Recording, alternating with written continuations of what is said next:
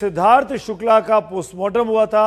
उनकी पोस्टमार्टम की प्रक्रिया इस वक्त पूरी हो चुकी है। मेरे साथ मेरे सहयोगी मृत्युंजय कुमार सिंह इस वक्त जुड़ेंगे, सीधे कूपर अस्पताल से उनके पास भी चलेंगे। लेकिन आपको बता दें कि अभी तक की जो जानकारी है इसके मुताबिक अब कल सुबह 11 बजे ये शव सिद्धार्थ का परिवार को सौंपा जाएगा, ब्रह्म कुमारी के जूह स्थित दफ्तर में रखा जाएगा।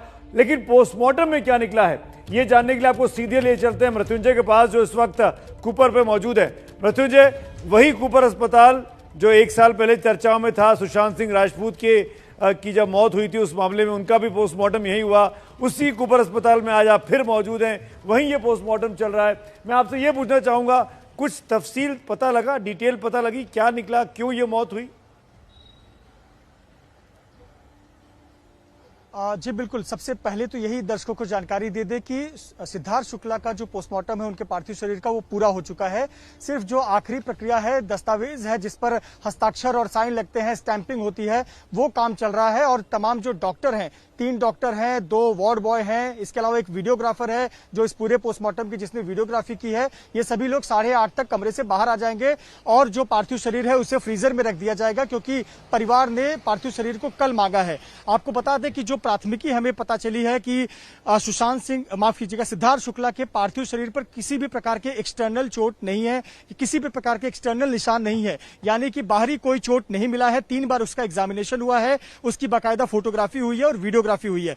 कॉज ऑफ डेथ जो है वो थोड़ी देर में पता चलेगा कि आखिरकार मौत की वजह क्या है। क्या वाकई में जैसी पहले सुबह के समय जानकारी प्राथमिक तौर पर आई थी कि एक कार्डियक अरेस्ट बताया जा रहा है, क्या वाकई कार्डियक अरेस्ट की वजह से ही मौत हुई या वजह कुछ और है, यह प्राथमिकी जानकारी मिलेगी। और पूरी डिटेल रिपोर्ट जो है वो कल सुबह डीन के टेबल पर 9 बजे पहुंचेगी, ये हमें जानकारी मिली है। विसरा को संभाल के रखा जा रहा है, एक्सटर्नल कोई इंजरी नहीं है।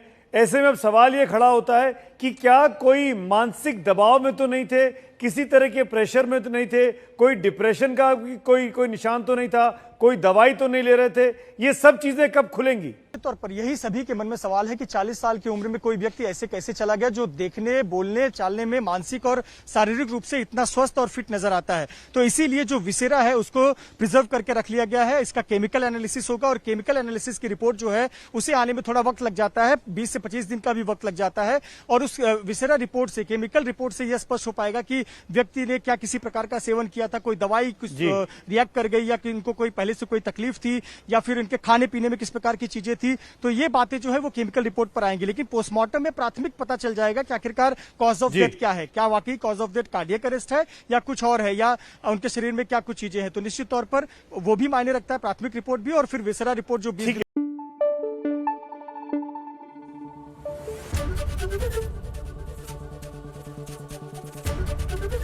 एबीपी न्यूज आपको रखे आगे।